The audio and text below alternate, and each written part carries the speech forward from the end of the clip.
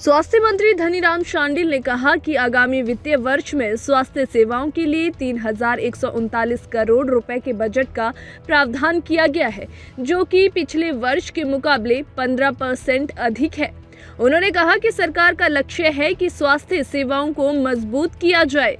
और क्या कुछ कहते हैं स्वास्थ्य मंत्री धनीराम शांडिल, आइए सुनते हैं। इन कॉलेजों में urology, general surgery, gynaecology, cardiothoracic surgery और गैस्ट्रो सर्जरी विभागों में चरणबद्ध तरीके से रोबोटिक सर्जरी की सुविधा उपलब्ध कराई जाएगी। इसी वर्ष 2023-24 में लगभग 100 करोड़ रुपए की राशि व्यय की जाएगी। वर्ष 2023-24 में राजकीय मेडिकल कॉलेज हमीरपुर, नाहन और चंबा के निर्माणाधीन, जैसे मैंने आपको बताया, इसके लिए पूरी राशि मिल जाएगी और इस पर भी थोड़े 100 करोड़ से थोड़े ज़्यादा पैसे खर्च होंगे। हमारा ये भी एक तरीका है कि एक emergency sort of medicine department बनाया जाए, जिसके अंतर्गत लगभग 150 करोड़ रुपए की लागत से 50 बिस्तरों की क्षमता के क्रिटिकल केयर CCB जिसे हम बोले किए जाएंगे और इस सेवा को 24/7 उपलब्ध करवाने के उद्देश्य से उपयुक्त विशेषज्ञ, जो मैंने अभी बताया, मेडिकल अधिकारी, स्टाफ, नर्स एवं अन्य कर्मियों की उपलब्धता सुनिश्चित की जाएगी। प्रदेश में उच्च कोटि की स्वास्थ्य सुविधाएं प्रदान करने के लिए 3 जोनल अस्पताल, 9 क्षेत्रीय अस्पताल, 90 सिविल हॉस्पिटल, 104 सामुदायिक स्वास्थ्य केंद्र, 580 प्राथमिक सेवा केंद्र, 16 ESI डिस्पेंसरी, 2114 उप स्वास्थ्य केंद्र का पूरा बेड़ा है, जिनमें 2699 चिकित्सा अधिकारी, 1038 विभिन्न मेडिकल कॉलेज के चिकित्सा शिक्षक, 3213 नर्सिंग अधिकारी और इसी प्रकार से काफ़ी बड़ी लाइन में हमारे पास जो पैरामेडिक स्टाफ कार्यरत होंगे।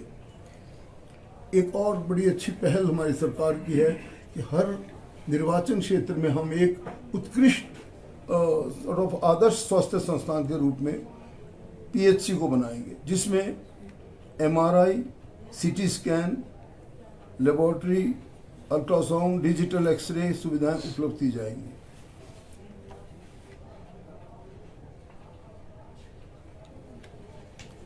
जो हमारा हमीरपुर कॉलेज है, डॉक्टर राधाकृष्ण मेडिकल कॉलेज, इसके साथ कैंसर केयर के लिए एक सेंटर ऑफ एक्सीलेंस और न्यूक्लियर मेडिसिन विभाग भी स्थापना की जाएगी। एक मैं और बता दूं कि अभी शीघ्र ही हम कैंसर हॉस्पिटल शिमला में एक पेट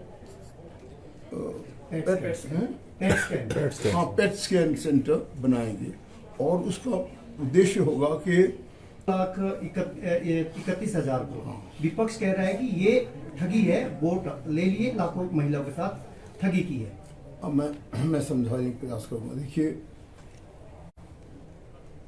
कांग्रेस सरकार कभी भी ठगने जैसा काम नहीं करती, क्योंकि इनके पास थोड़ी सी माँ सरस्वती ने वाक शक्ति ज़्यादा दी। मैं ऊपर भी कहता रहता हूँ हाउस में।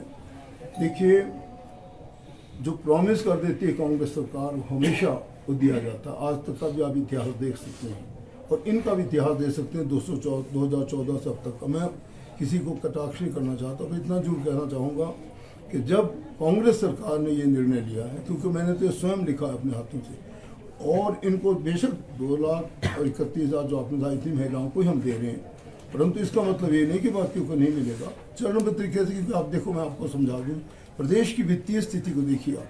हम ये नहीं कहते कि इन्होंने ही खराब किए, ओवर ए ईयर, क्योंकि हम फंड ड्राई स्टेट है, हमारे पास कभी इतना पैसा नहीं होता जिसको आप कह दो कि भाई इन लोगों को जितना मर्जी जिस भी योजना को दे दो, दे सकते हैं। इसलिए जो बात कह दी कि हमने 1500 देने हैं, तो वो 1500 चरणबद्ध तरीके से दे रहे हैं और सबको दिए जाएंगे। ये भी मैं आपको वादा करता हूँ, इस मंच से डेफिनेटली दिए जाएंगे। ये चीज़ फैलाई जा रही है कि भाई ये तुमको ठग दिया, अब कुछ नहीं देंगे, ये बिल्कुल गलत है।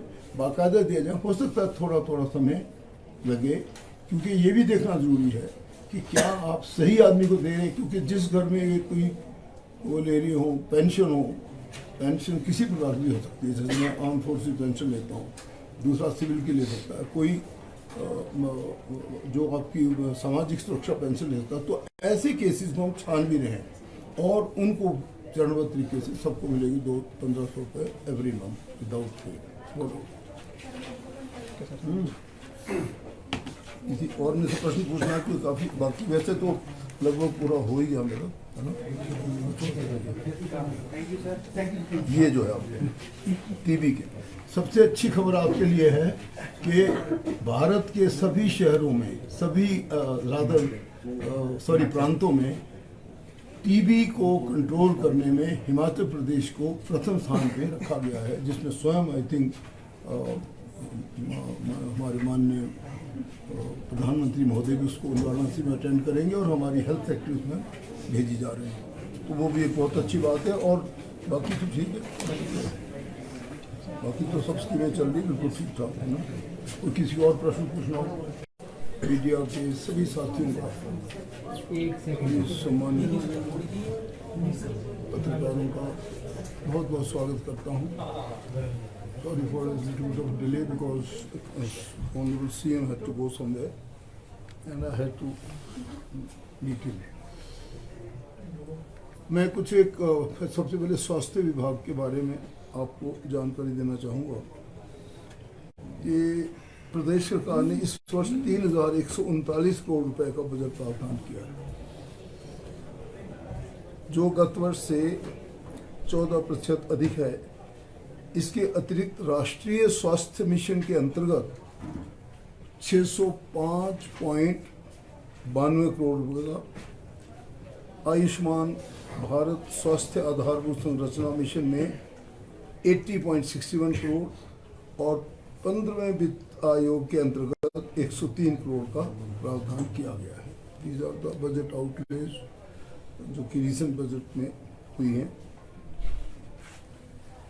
हमारे